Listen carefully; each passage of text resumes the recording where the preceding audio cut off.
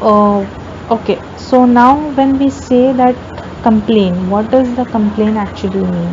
It does not mean the instances when we are actually discussing our problems in an attempt to search for resolution, because that would be more like a communication which is constructive and where we want to solve our issues.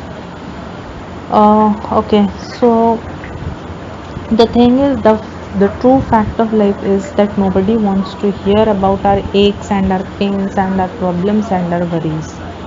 Okay,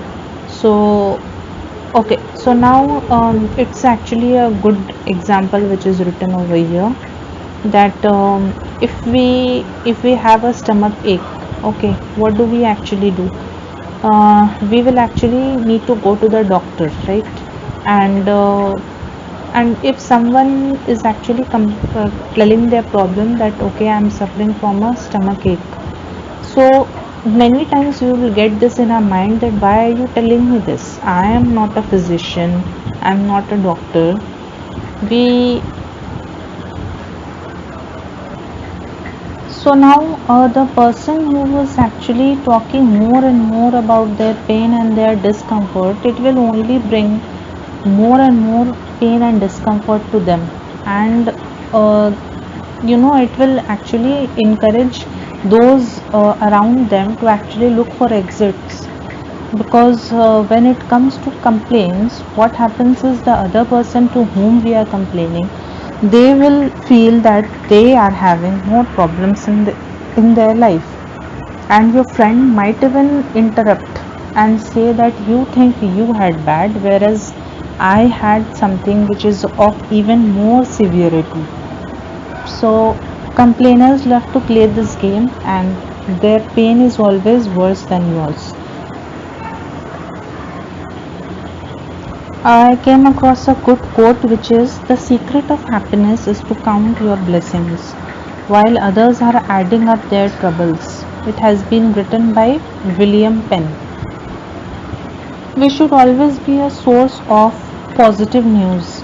It's not that there is a suggestion that we just sit back and ignore all the problems in life. However, rather than complaining, it's far better to focus our attention and energy on those steps which you can take to resolve it, or at least lessen the problem. For instance, let's say if we are feeling a little tired, instead of telling everyone how tired or how lousy we are feeling, we can make an effort to exercise more regularly or to get to bed a little earlier.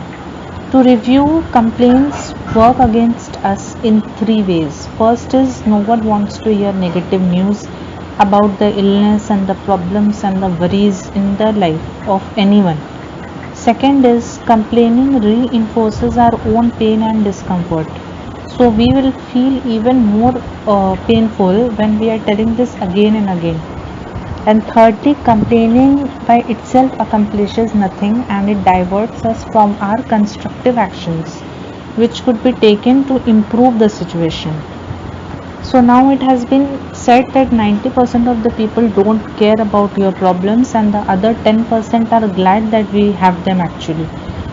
So instead of complaining from now on, what we all can do is, let's do ourselves a favor and make our conversations uplifting, and we can be a source of positive news for us as well as for others. Okay, so let's talk something about the toxic people and nourishing people which we meet in our day to day lives. Toxic people are the ones who will always dwell on the negative. The dictionary defines toxic as poisonous. In contrast, nourishing means to promote the growth of. Nourishing people are positive and supportive. They will uplift our spirits and are a joy to be around. Toxic people always try to drag us down to their level. They hammer away at us with all of the things which we can't do and all of the things that are impossible. After listening to toxic people, we will feel listless and drained. If we spend time with toxic people, their negative messages will actually wear us down. How we feel when we are around people who are positive, enthusiastic, and supportive we feel very much energized and inspired. And it's really amazing about talk about the positive people. They seem to have a positive energy which lights up a room. When we are around them, we will start to pick up their attitude and we will feel that we have added a strength to pursue our own goals when we are in the company of positive people. In most cases, hanging around the negative friends doesn't help anyone and it doesn't help them as well. Everyone gets dragged down because most negative people do not want to change. They just want someone to listen to their tales of pain and sorrow.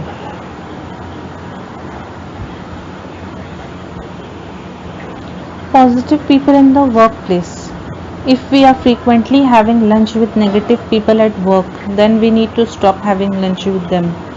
And because all which they are doing is they will fill our mind with negativity, and we can't perform at our best if we allow these people to dump their negative garbage into our mind.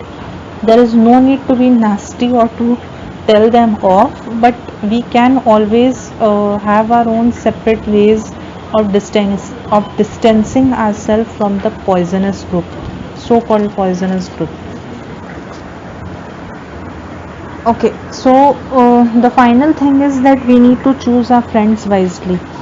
Tell me who you hang out with, and I will tell you who you are. It's a very famous quote, and if we are actually serious about getting a raise or a promotion at work or succeeding in our own business or improving ourselves as a human being, then we definitely need to start associating with people who can take us to the next level. Good friends are good for your health. It has been written by Dr. Irvin Sarason. Okay, so now this is the very good chapter which I found it's very important. So the chapter's name is Confronting Our Fears and Growing. Do the thing which we fear and the death of fear is certain. Ralph Waldo Emerson has written this quote. If we are willing to be successful, we must be willing to be uncomfortable. To achieve our goals and realize our potential, we must be willing to be uncomfortable and do things which we are afraid to do. That's how we actually develop our potential. Do most people do what do they do when they face a frightening situation or a new activity? Most probably they will back away from the fear and they will not take the action. So now we need to examine our fears also. Have we been afraid or anxious before trying a new or a challenging activity? For example, to some people, speaking in public or starting a new business is scary. So now it's not about the physical risk that might injure a person or they might cause a problem to our health, such as diving off cliffs or jumping. It's not about those things. It's about the challenges that stand in our way of our personal and professional growth. These are the things that scare us. But if we know that they are necessary to do and they are necessary for our own growth, then we actually got to do these things, and we need to face our fears actually. So now let's talk about our comfort zone. When we are gripped by fear and anxiety, it's usually because we are stepping out of our comfort zone. Let's take some time to discuss this. There are few bullets which are our most common fears. The first is public speaking or giving presentations. In virtually every group, this is the number one fear, and the majority of people are scared of speaking about something in front of a group of people. The second one is hearing the word no or having their ideas rejected. This response is very common among salespeople, especially those who make cold calls. The third one is changing jobs or starting a new business of our own. Many people are actually also listing down this fear, and we also have a lot of unhappy workers in our corporate world, but they will, because of this fear, something will hold them back. The next one is telling managers or executives about the negative news, which the managers or the executives do not want to hear. The fifth one is talking to someone or talking to people in upper management. Many entry level workers and even managers are terrified about speaking to executives in the company. They even hesitate to make small talk with the president or CEO of their organization for the fear that they will say something silly which will appear very stupid. The sixth is fear of failure. Those who do not try something new for fear that it won't work out. So, what is the price which we actually have to pay if we are that much scared? What happens if we are backing away from because of the fears which we have? The first is our self-esteem is lowered. We will feel powerless and frustrated. We will sabotage our success and it will lead an uneventful or a boring life. In the long run, retreating is not the best way to handle the problem. By retreating, we mean backing away from our fears. And we will never be highly successful or develop our talents to the fullest unless we are willing to confront our fears.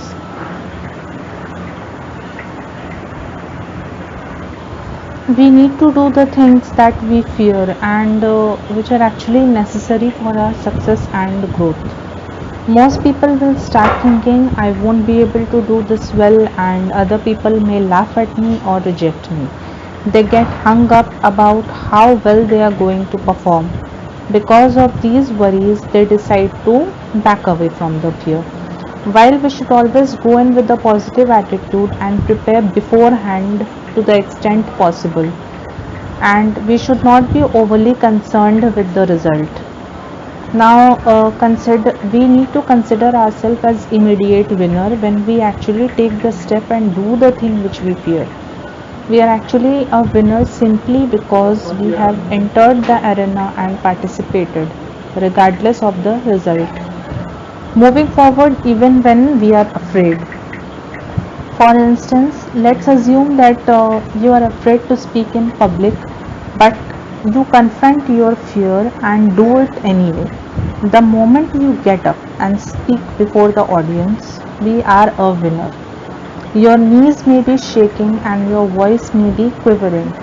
That doesn't matter because we have actually faced our fear and we have accepted the challenge at that particular time. We should congratulate ourselves for doing that.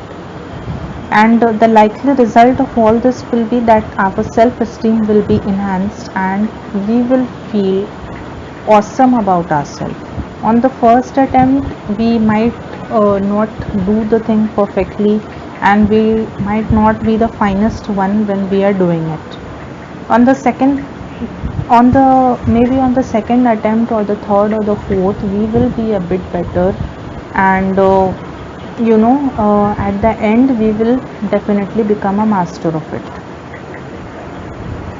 The only way to escape from the prison of fear is action. It has been written by Joe Tai. So I'll just come up with this, which is just do it. Running away from our fears is a losing strategy. It has been written by the author itself, Jeff Keller. There is nothing wrong with having some fears. Successful people have fears. The difference is that successful people take action and move forward despite being afraid.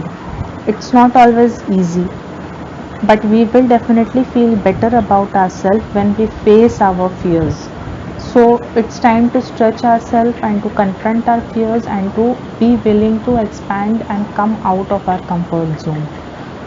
And when we are actually doing something which is out of our comfort zone a few times, the same activity becomes part of our comfort zone. When we push through fear and take action in some areas of our life, we will develop confidence in other areas as well. It's true. As I became, the author has written it for himself that as he became more comfortable as a speaker, he also became a better salesman, a businessman, a better businessman, a better listener, and the list goes on. And we won't develop our abilities to the fullest unless we are actually willing to be uncomfortable. Life doesn't reward those who refuse to expose themselves to difficulties and challenges.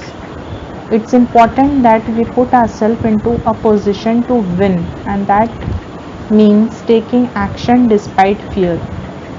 We need to confront our fears, and we are on the way to developing our potential and leading the exciting life which we deserve.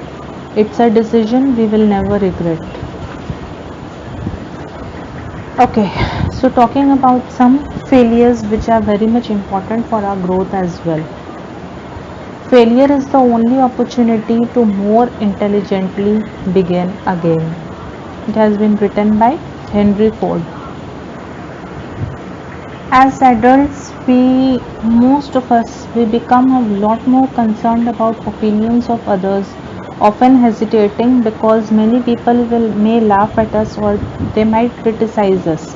But as we get older, we start to perceive falling off as a bad thing rather than as an essential part of the process to achieving our goal. Okay, the greatest mistake which a person can make is to be afraid of making one. Okay, so now it's something which there is an example of two guys who wrote a book and a collection of inspirational stories, and they wanted to make a deal with the publisher. So for them, what happened was the first one said no, the second one said no, the third one said no, and even the next 30 publishers said no. And they actually got 33 rejections over a period of 3 years. But what did they actually end up doing? They actually submitted their book to another publisher, and that was the 34th one who said a yes to them. We need to ask ourselves some key questions when we have been discouraged by our failures. The first one is, do we have an unrealistic timetable? Maybe you expect to skip the steps and then you are expecting to succeed on a grand scale immediately. Success is actually achieved by climbing one step at a time, and we don't always know how long it will take to advance to the next level. So we need to be patient with ourselves and resist the temptation to compare our progress with anyone else. We will advance faster than some, slower than others. But maintaining a great attitude, taking action and making adjustments, and then the results will definitely come. The second question is, am I truly committed? Do we have a burning desire to achieve our goal? It's essential that we will be willing to do whatever it takes, and that we banish any thought of giving up before we accomplish our objective. It's much easier to be committed when we actually love what we are doing. So therefore, we should always go for the goals which we are passionate about, and we should not think of anything of quitting. The third one is, do I have too many discouraging influences? Unsuccessful results can be frustrating. That's why we need to surround ourselves with people who support and believe in us. If we continuously hang out with negative people who are highly critical in their own lives, then our energy will be definitely drained. Therefore, we need to develop a network to encourage and coach towards success. Number 4 is, am I preparing to succeed? Are we taking the steps to learn everything which we are accomplishing our goal? This means that we are reading books, we are taking courses, and we are networking with successful people in our field. The fifth one is, am I truly willing to fail? face it, failure is inevitable. We will encounter defeat prior to succeeding. And the truth is, when we are not afraid to fail, we are well on the way to success. Become Welcome failure as an unavoidable yet vital component in the quest to achieve our goals. So the final word from after reading the book is that even I am convinced that life is 10% what happens to us and 90% how we react to it. And so is it with everyone. We are in charge of our attitudes, and we definitely need to play on the one string we have, which is our attitude. So I hope that few points from this book have been helpful to you, and I do recommend you to read this book as it's not a very lengthy book, and it will definitely give you a lot of motivation if you have been feeling low. And if you like my videos, do like, share and subscribe, and you can share your comments with me on the same. Thank you so much.